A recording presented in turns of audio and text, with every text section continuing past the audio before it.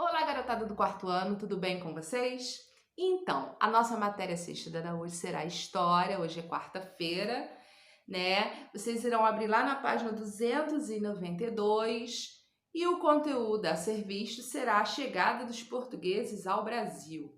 Né? Na aula anterior, vocês viram um pouquinho sobre as grandes navegações e sobre o Tratado de Tordesilha, né? O que foram as grandes navegações? Lembra que eu falei para vocês que antigamente a pessoa mais rica era aquela que possuía mais terras? Porque até então o dinheiro não existia, não é mesmo? As pessoas viviam do escambo, tá, tia? Só para relembrar, porque eu já ensinei o que é isso. O que é o escambo? O escambo é a troca de materiais. Eu tinha o arroz, você tinha o feijão, então nós trocávamos, né, esses produtos. E assim as pessoas viviam. As grandes navegações, né, elas serão iniciadas pelos europeus, tá? Holandeses, italianos, espanhóis, portugueses, eles sairão pelo novo mundo, sairão pelo mundo, né? Atravessando os oceanos atrás de terra, né? Atrás de pessoas para poder trocar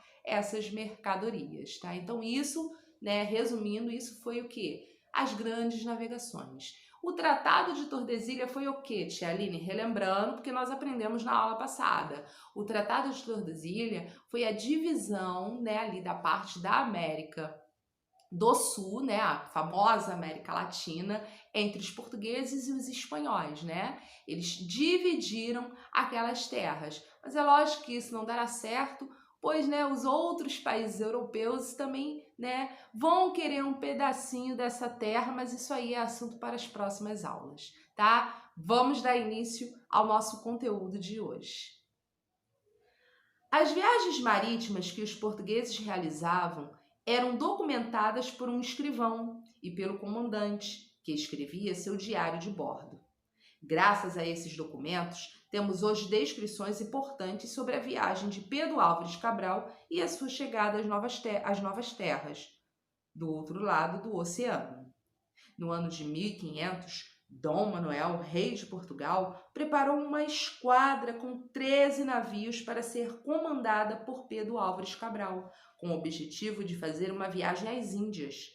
Porém, essa esquadra devia, antes de seguir o caminho das Índias, dirigir-se um pouco mais para o oeste, ou seja, caminhar ali pelo oceano. Eles desconfiavam de que existissem terras nessa direção. A esquadra de Cabral chegou ao Brasil e tomou posse das terras antes de prosseguir até o Oriente. Viajou aproximadamente 45 dias até chegar à nossa terra, no dia 22 de abril de 1500, no local que hoje corresponde ao estado da Bahia. Aí embaixo vocês têm uma imagem, né, do desembarque, né, de Pedro Álvares Cabral, né, com os seus tripulantes, né, que hoje é o atual estado da Bahia, tá? Então é o primeiro contato dos portugueses nas nossas terras. Quando chegou à América do Norte, em 1492, Cristóvão Colombo acreditava estar nas Índias, por isso chamou o povo que encontrou lá de índio. Na viagem de Cabral ao Brasil, havia um escrivão cuja função era relatar ao rei de Portugal as novidades encontradas por aqui. Pero Vaz de Caminha escreveu uma carta descrevendo a viagem, a chegada à nova terra e o encontro com um povo muito diferente dos portugueses. Os relatos de Caminha sobre os 10 dias que passaram nas novas terras portuguesas descrevem um encontro cordial entre os viajantes, os portugueses e o povo que já vivia no território, os indígenas. Caminha registrou em sua carta um momento importante quando os portugueses preparavam uma cruz para que o frei que acompanhava a esquadra rezasse uma missa. Para os portugueses cristãos, isso confirmava a posse da terra. Leia um trecho da carta. A grande cruz e uma novidade. No dia seguinte, depois de comer, fomos em terra cortar lenha e lavar roupa. Uns 260 nativos se sentem tão seguros entre nós que nem arcos trazem mais.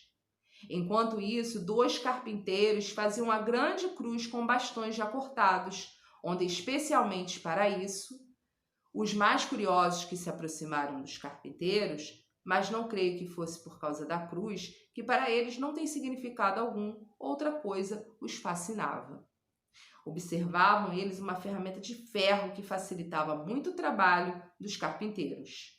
Os nativos não conheciam o ferro e aí começou um tal de Aipotakit.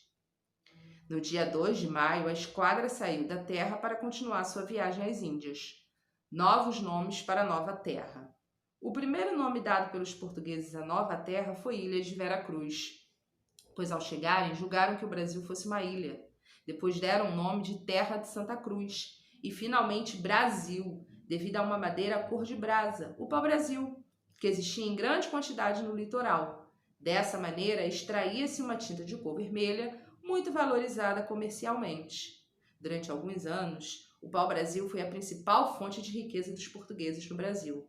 Eles convenceram os indígenas a cortar a madeira e a transportá-la até os barcos. Em troca de seu trabalho, os indígenas recebiam alguns produtos trazidos pelos portugueses, como espelhos, tecidos e etc. Tá? Essa foi a nossa leitura, né, das páginas do livro.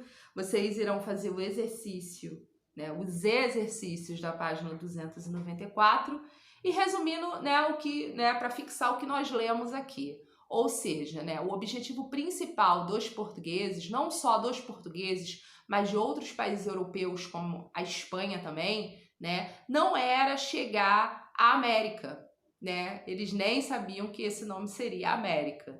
Né? O objetivo era chegar até as Índias, devido às especiarias, né? Assunto qual nós já estudamos também, que é o cravo da Índia, né? Várias outras especiarias a quais nós vimos, não é mesmo?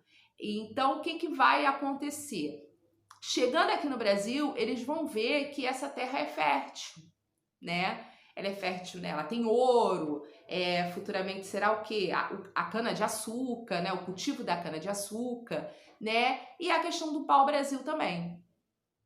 Ao extrair o pau-brasil, eles, né, enviavam essa tinta que saía, né, da madeira, enviava para a Europa e ali eles conseguiam recursos. Esses recursos eram investidos em, né, navegações, viagens, para eles poderem chegar até as Índias, né, e finalizarem o objetivo principal, né, o qual eles sempre, né, possuíam.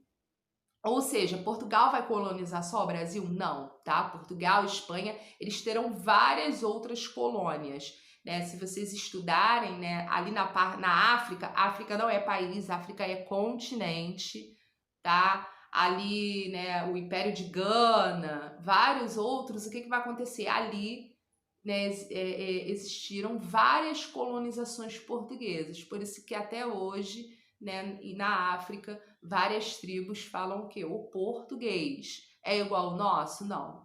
Né, foi adaptado à linguagem deles, parecido com o português que é falado em Portugal.